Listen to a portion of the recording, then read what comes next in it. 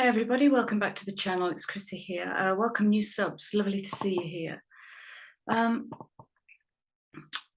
Guys, I have learned something new about an astrological point that's happening in October. And because I thought we haven't got enough big energy kicking around in this initiatic month, I'm going to add more. Okay, so let's stir the pot. Right. I have notes. I'm going to read straight from the notes. Otherwise, I'll just be waffling, trying to find a lead in. There is no lead in. It's big and it's rare. Right. 22nd of October is a 22-10-22.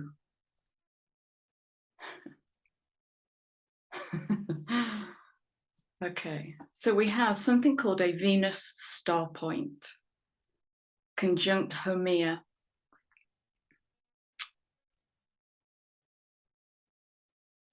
Haumea is a Hawaiian goddess of fertility in mythology. Venus is femininity and fertility and value. So we have double goddess energy hitting on the 22nd. Look at all these twos, 2-2-10, 2-2-2. Okay. And I have done the numbers and they're in my notebook and I didn't bring them, so we don't need them. So Venus Starpoint conjunct Haumea, 22-10-22, double goddess, intensely feminine. Every 8 years, Venus creates a perfect 5-pointed star or 5-petaled rose as it orbits around the sun. Okay, as Venus's orbit, it's the most beautiful geometry. She creates the flower of life. It's just divine. Known as the Rose of Venus or the Star of Venus, this perfect geometrical shape is a reminder of both the beauty and the order that can be found in the universe. To create the petals, Venus shifts between being a morning star and an evening star. So I guess that's where she travels between the polarities or hemispheres. Yeah. This transition is marked by Venus aligning with the sun, which is known as the Venus star point. Okay, so when Venus aligns with the sun, it creates a Venus star point. And I'm guessing this happens every 8 years as she completes the cycle. Okay, so this is an 8-year, that's the 8-year cycle of Venus going around the sun. So this October, so what's rare about that, Chrissy? Good question. The October Venus star point on the 22nd is significant in 2 ways. Firstly, because it marks the transition Venus makes from being a morning star into being an evening star, before she then merges her transformed energies with the center of our solar system. So she's triggering a personal rebirth. I'll come to that bit in a minute. This is why I write notes, so I don't go all over the place. Secondly, it is rare and significant because this year it will take place in Libra. Its ruling sign, so Venus rules Libra. Venus has not created a star point in Libra since the 1770s. So this is a once in a lifetime astrological conjunction.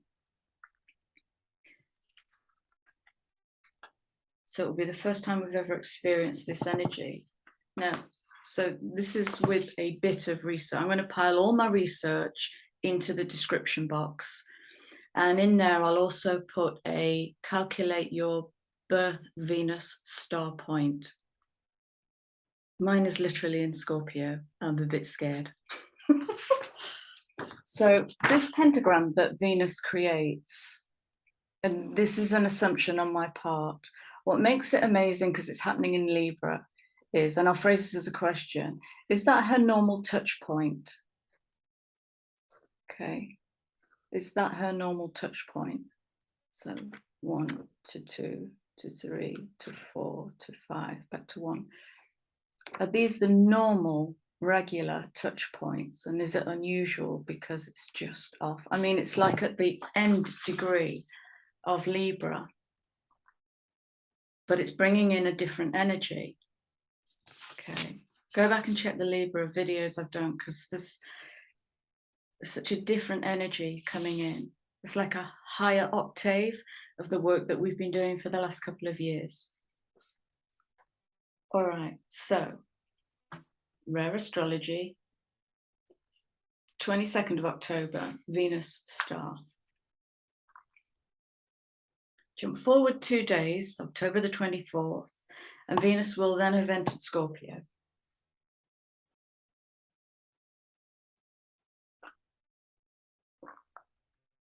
To bring the Libra justice energies to fixed water. Yeah, you know what's coming to you. In preparation for the Scorpio new moon partial solar eclipse happening on the 25th. So can you see this is the gathering of the cluster now to guide us into the end of October. Scorpio is the 8th house of karma, sex, death, and shared resources. Okay. So we have a sun activated, we have a Venus activated by the sun, picking up the energies of justice in Libra, taking that all into the 8th house of Scorpio.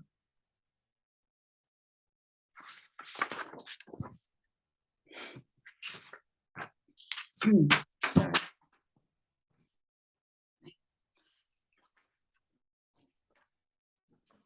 Shared resources. Okay.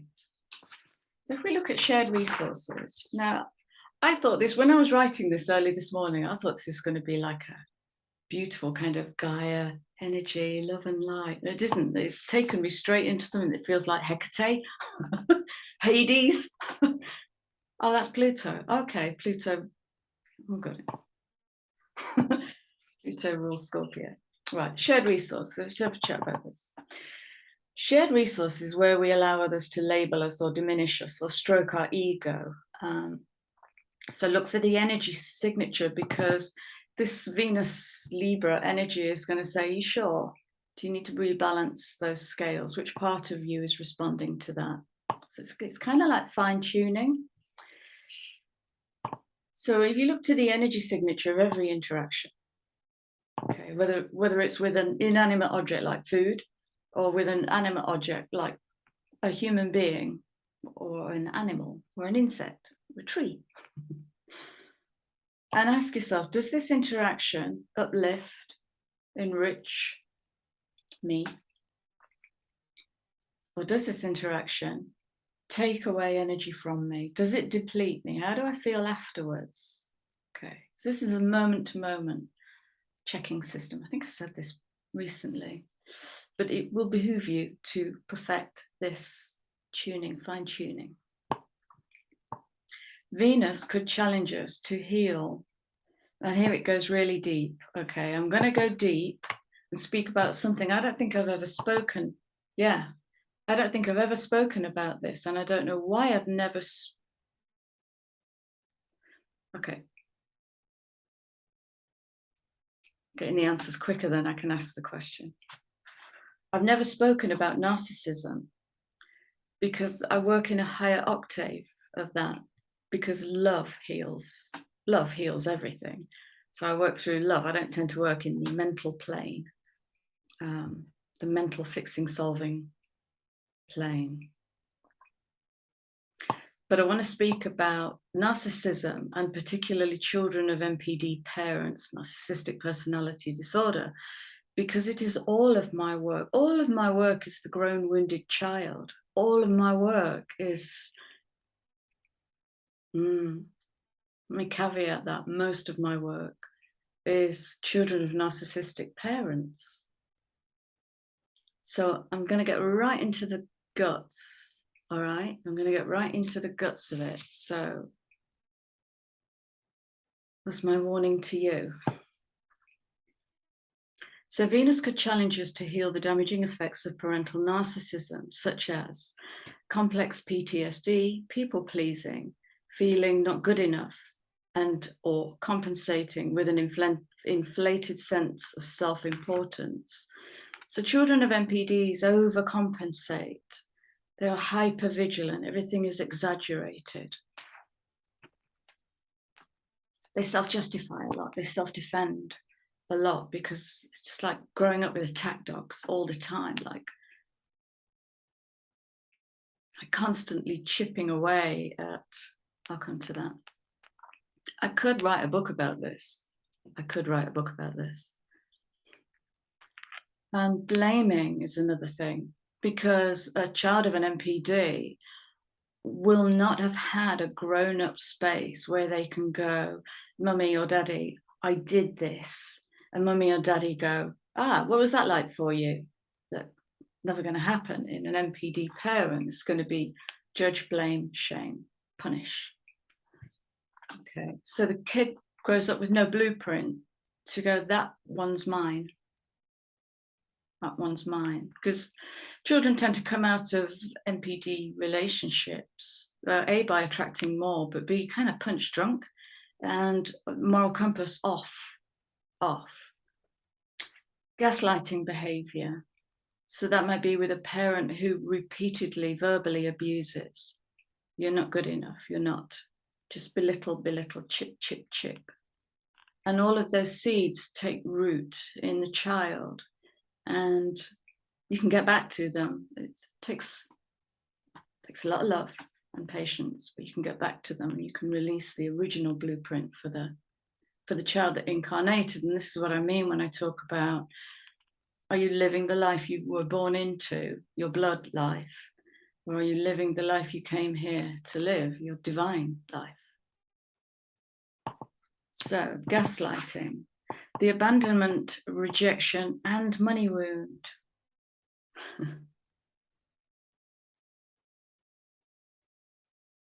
That's linking into the dark triad.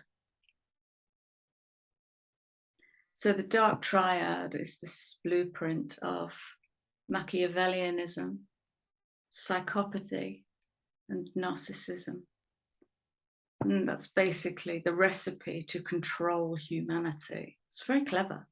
It's very clever. It works. But it's all breaking. It's all breaking. So abandonment, rejection, money wound.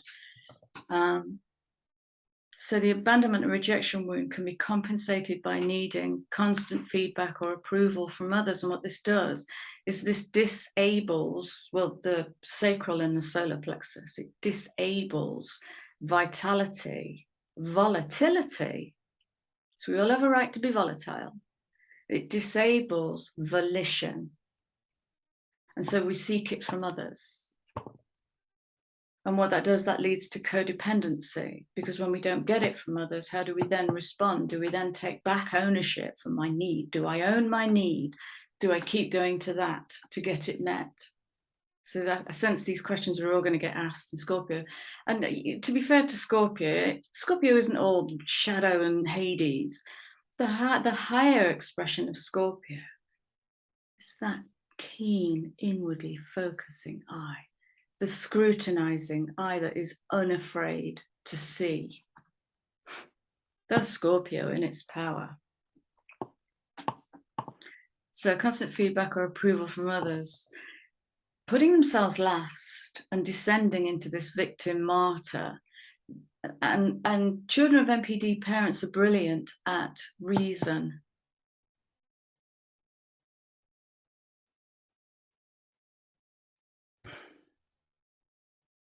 Okay, I'm being reminded I did a big piece of liminal work last night that I'd forgotten about because I'm a lazy git and I don't always get up to write it down. And right, they're bringing it in now. So what they showed me last night, this was as I was going to sleep or I woke up and got it, was an image of Bridget Jones and then the words Beyond Reason, which I think is one of the films. And then the words, go to the edge of reason and then see what's out there. Is that where that's coming in? That's where that's coming in. Go to the edge of reason That's the name of the film, wasn't it? And then see what's beyond that.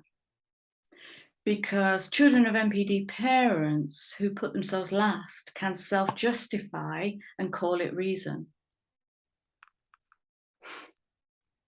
Thank you for being my personal diary. I do appreciate that.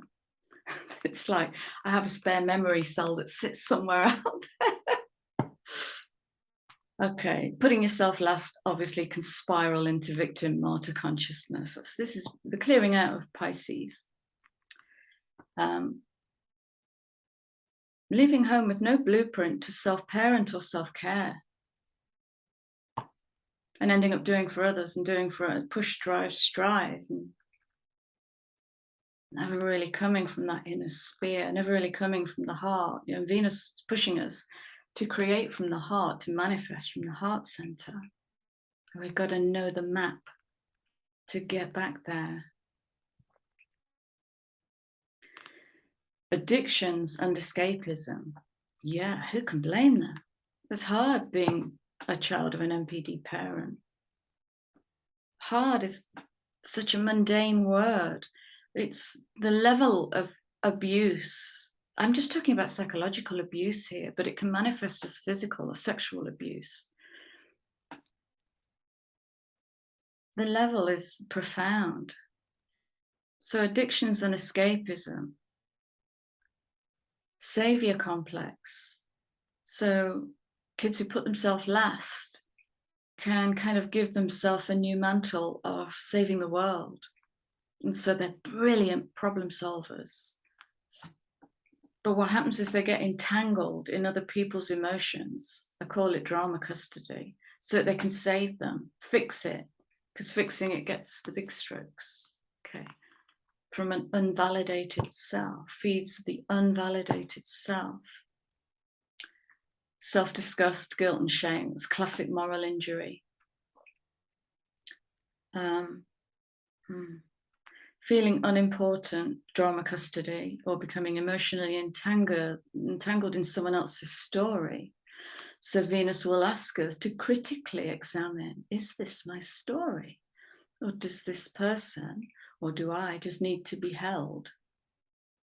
Space held so that I can explore whatever this is, rather than two people coming in to, and it just ends up in a power struggle. So what's mine is mine and what's yours is yours. And this is the distinction between, are you living the life you incarnated into? Okay, blood karma, or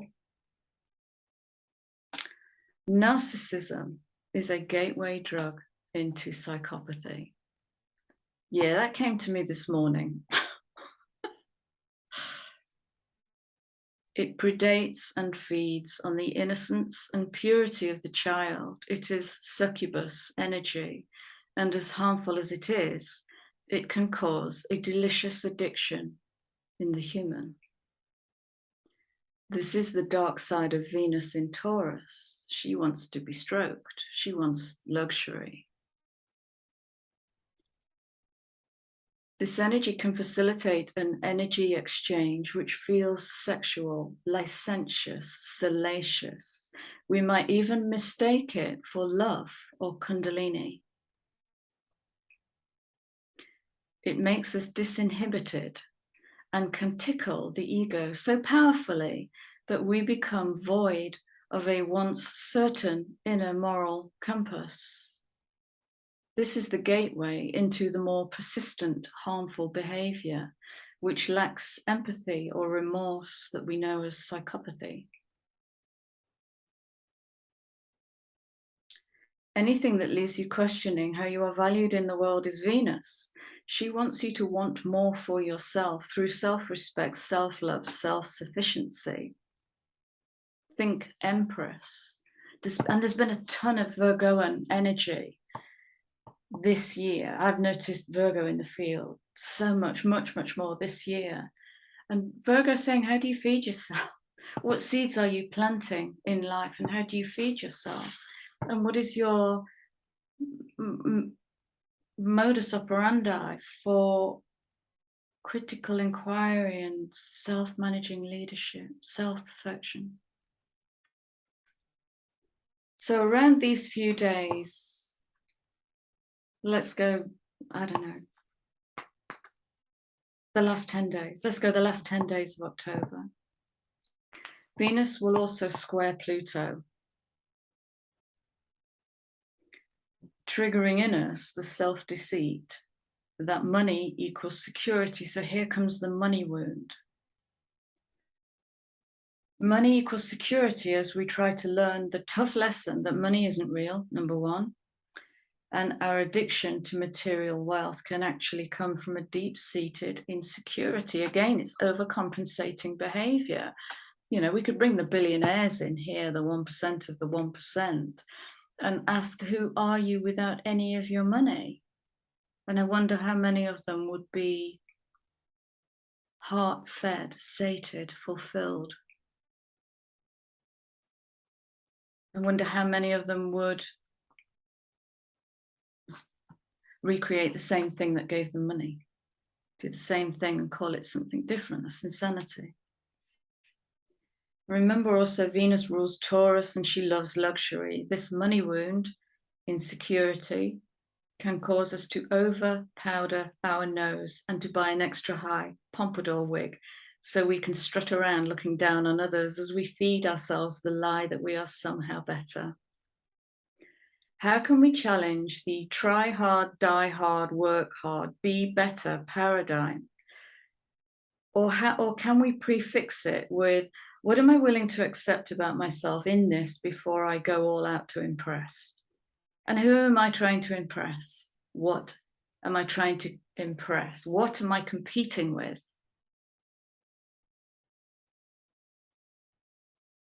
Maybe an abusive parent might be the lasting imprint of an abusive, belittling parent.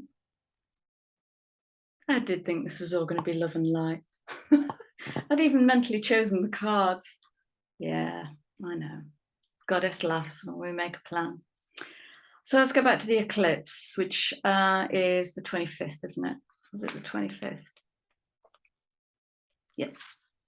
Back to the eclipse.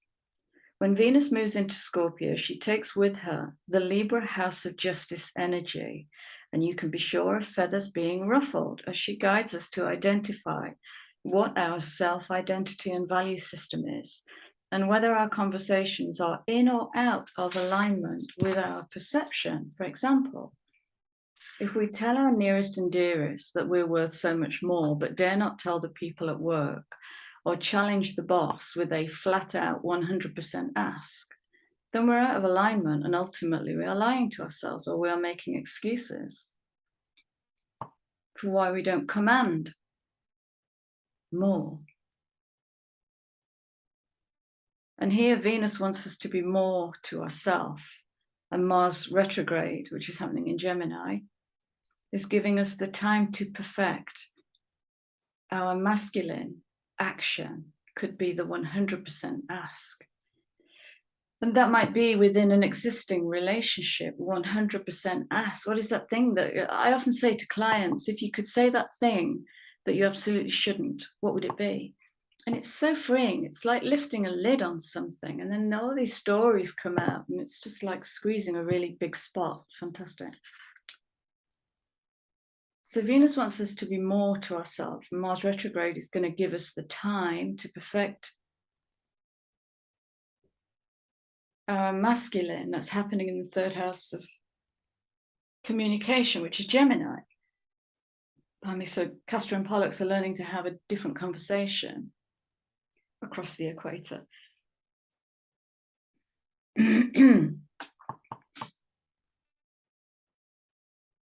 It's about reaching into a healthier expression of our inner masculine. Eclipse energy cuts away and removes. Mars retro will allow us the time to rethink and shift our actions to bring ourselves into a new alignment. This is self-managing leadership. It's beautiful as well. It doesn't feel kind of bossy and egoic. It feels done in grace. To love ourselves more and be more caring and supportive to our whole being. Okay, so a reminder of the big dates for October. So Sunday, 23rd, Sun enters Scorpio. That's immediately after the Venus star point. So we could add to this, couldn't we? The 24th. Yeah. Could add to this 24th, Venus goes into Scorpio too. So Sunday 23rd, Saturn, we've got Saturn going direct as well in Aquarius, and that's lifting restrictions in the collective.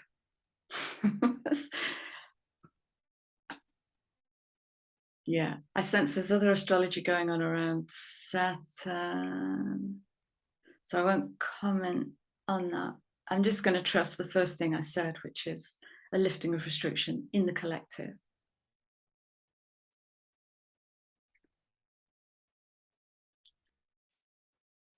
Yeah,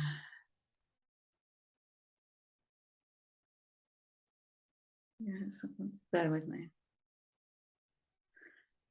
All right, I'm going to reread this note. Remember, Saturn is practical. Aquarius is mental, so watch out for overthinking and underdoing, or vice versa. Also, Uranus will want to be a rebel and may want to burn the plan. Tuesday, 25th, Scorpio, new moon, partial solar eclipse. Sunday, the 30th of Mars. You know what I mean? Sunday, the 30th of Mars goes retrograde in Gemini until January the 12th, 2023. And then at the end of October, of course, it's Samhain, All Hallows. So remember, October is this 33-15-6. Big picture for October as a reminder. We had the urge of soul is giving us the energy of the star and strength. That is the strength to wash the inner waters, to purify the emotions, supported by Venus and Haumea. One of the articles I'll post in the description boxes will tell you more about Haumea. Strength. Might that be that Martian 100% ask? Might that be free from emotion, very, very blunt? Might that give you a new passport into another expression of yourself? Personality, the lower expression of October, is the Tower and the Chariot. The Tower 16's use and abuse. It's toppling the king. Bringing down the edifice of our own creation and blaming nothing and no one for it. When it comes from volition, it sticks. When we find the answers within ourselves, they stick. So Tower and Chariot could be impetuous and destructive, or could be pretty amazing, actually. Bring those two energies together, that's really kissing fear hard on the mouth. And the overall expression is this 33-15-6, and you can go either way here. You know, we've got Empress, the Devil, and the Lovers. What seeds are you sowing? What choices are you going to make? And it is a choice. You know, there's no blame, shame, whatever nonsense in any of this. It's about building our own blueprints. And so that is it.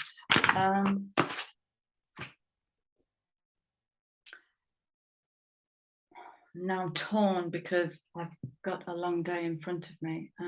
Yeah, okay. I'm going to pull some archetypes. Okay. Who's going under the lens of scrutiny? Who wants to go under the lens of scrutiny for reevaluation?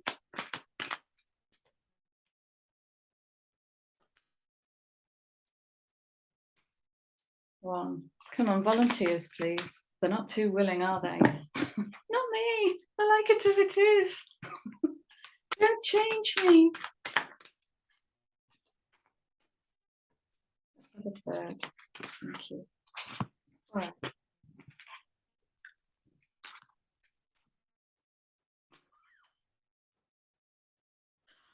Bam! All right. Yeah, let's just go bam. Are you ready?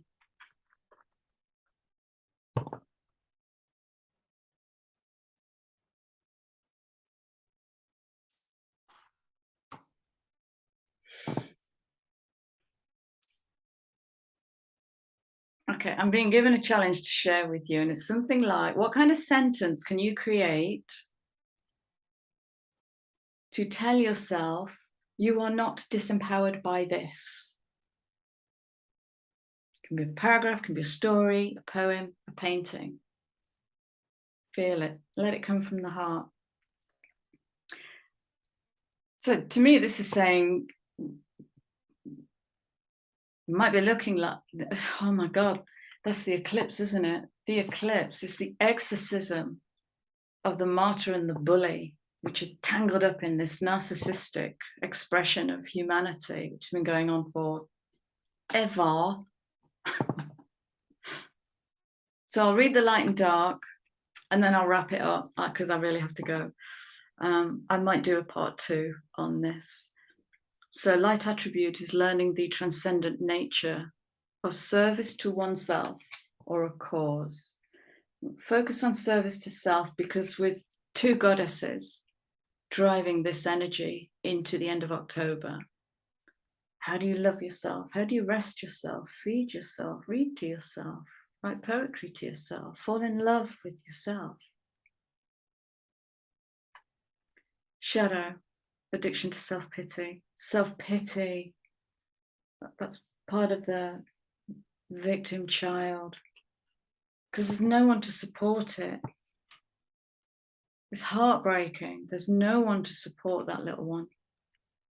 That little one grows up spending so much 8th house resource, normalizing. And so every day they have to tell themselves, this is not dangerous, this is not life-threatening, and it is. Big lie, big lie. Exorcist, freeing yourself and others. You can't free another. We've got to stop doing this. We can, and we do, but we do it by working on ourselves, because what that does is that ripples all the way through the DNA. That heals your whole ancestry. That bit of healing doesn't stop here. It goes all the way through the DNA, freeing yourself and others of destructive behavior. Shadow, fear of facing your own demons. Get that? Yeah. That's the trauma wound, the Piscean wound. It's big, very big. Bully, light attributes, highlights your tendency to intimidate others, helps you confront the inner fears that bully you. I don't really think there's a light expression of bully. You are either a bully or you are not. Can you be a light bully and a dark bully? It's bullying. It's bullying. It's become unacceptable. Shadow conceals deep fears behind verbal or physical abuse. It's the narcissistic parent who is birthing narcissistic children who grow up to be narcissistic parents. This has nothing to do with love. There is no judgment here. It is the physics of what happens, because most of it is in the blind spot. I can't see it, you can. I can't see that my voice is getting really loud and I'm becoming quite pointed. I can't see any of that. Or a child of an NPD parent won't see that because it's in their blind spot. What bullying? But it's there.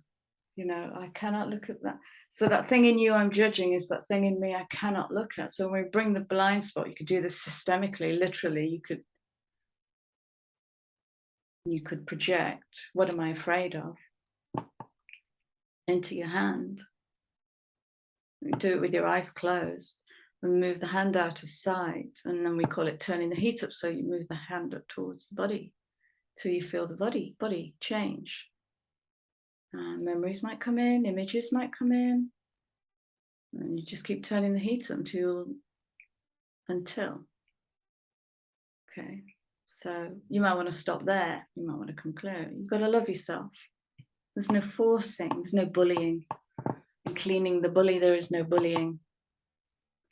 Well, well, well.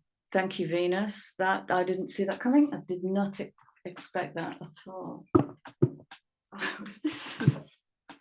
This is what I was getting ready for. I thought it was going to be all Twilight oracles. It's not. It's dark. It's dark.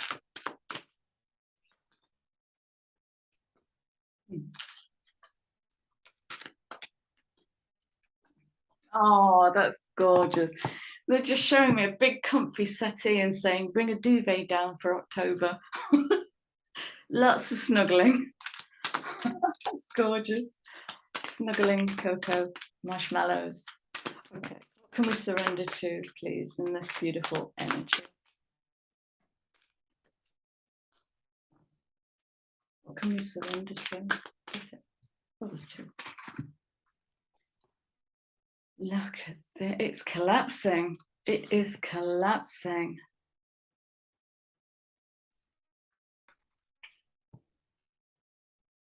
How do I know it's my ego, Chrissy? Well, that's a great question. Go behind it. Push it.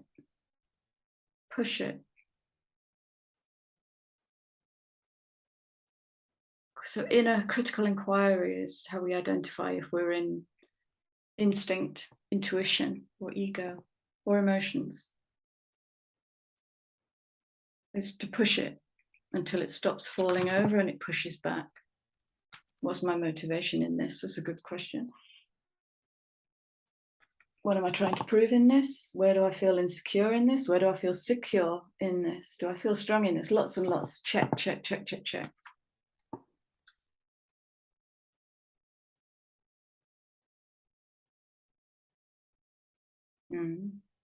The only word I want to take from this card is humility, and it is the humility to be fallible. It is unsafe for a child of an NPD parent to be fallible. There's no room for wrong. There's no room to fall, no room to make a mistake. And so they come out with this absolutely unachievable sense of perfectionism. But how we learn is we fall, we scuff, we bleed, we feel pain. It's the full experience.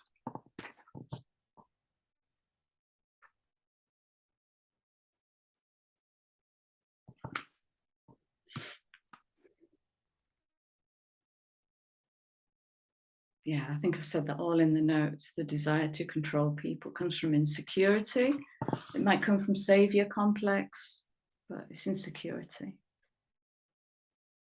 All right, let's wrap this up. Where's my,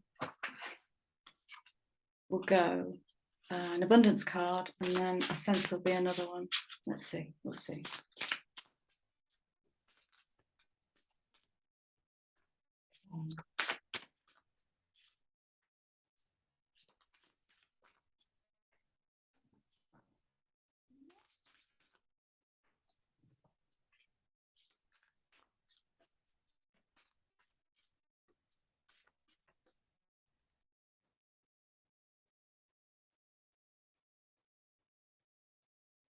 I'm getting something about filling the garden with seeds.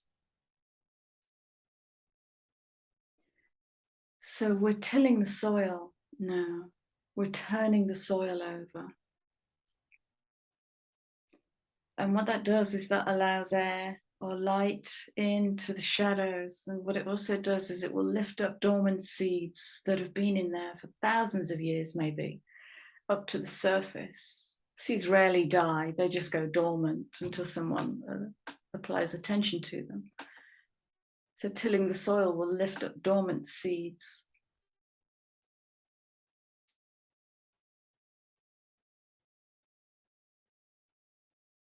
What are you willing to plant? What are you willing to plant out of the seeds of disharmony? What are you willing to plant? Replant. What are you willing to replant out of the seeds of disharmony?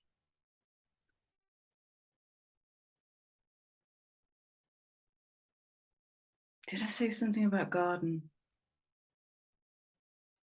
I said something about garden, didn't I, in the last video? So we're planting. And again, I think that goes back to previously I said there's no hurry. This last 3 months of the year is kind of setting the ground, tilling, planting, conceptualizing and reconceptualizing. It's birthing blueprints more than it is, you know, lights, camera, action. There'll be some of that, but fallow, thank you. The ground is fallow at the moment. Okay, any more abundance cards? No.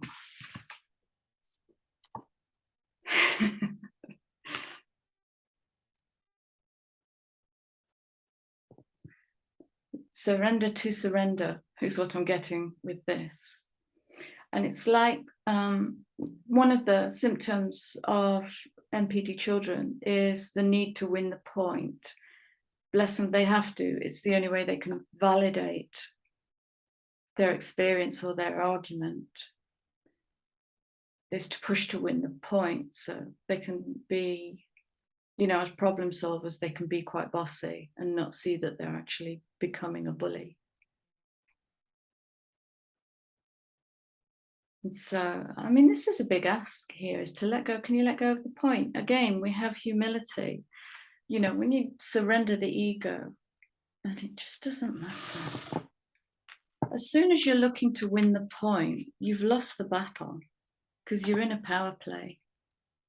And it starts right at the very beginning where we don't own what's mine is mine. There isn't that healthy separation to begin with. There isn't that clear 100% communication. It's the people pleaser, isn't it? It's trying to be something we're not. It's the falsity. I didn't want to upset them. If I had £1 for every time I didn't want to rock the boat, honey, stand up and look around you because you're in the middle of the North Sea and your boat is not steady. But again, it's in the blind spot, keeping everybody happy. I want everybody to be happy. If I had £1, I would not be here. I would not be here. Okay, so, yep, the ego is going to get challenged. Feathers are going to be ruffled, but we have double goddess energy, surrender, because it's in you. Surrender to the goddess within. I'm not just speaking to women here, you know that anyway, don't you? There's a lovely energy. I'm going to push my luck, because that's how I roll.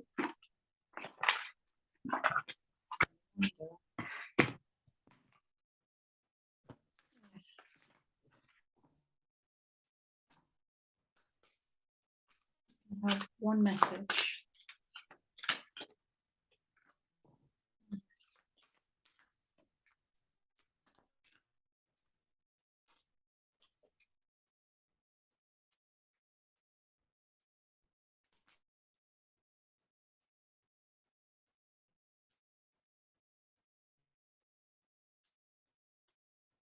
$30.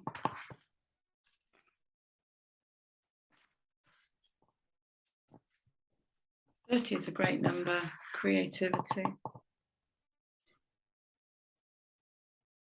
Your inner spiritual power can heal circumstances in your life and our world in ways greater than you realize. Journey within to gain clarity and conscious redirection of your inner energies toward what you wish to manifest. Do not try to control what is happening. Instead, work to bring positive influence to bear so that you may contribute constructively towards shaping the outcome for the greatest good. And that's it. I'll leave you with my love. I'll see you soon.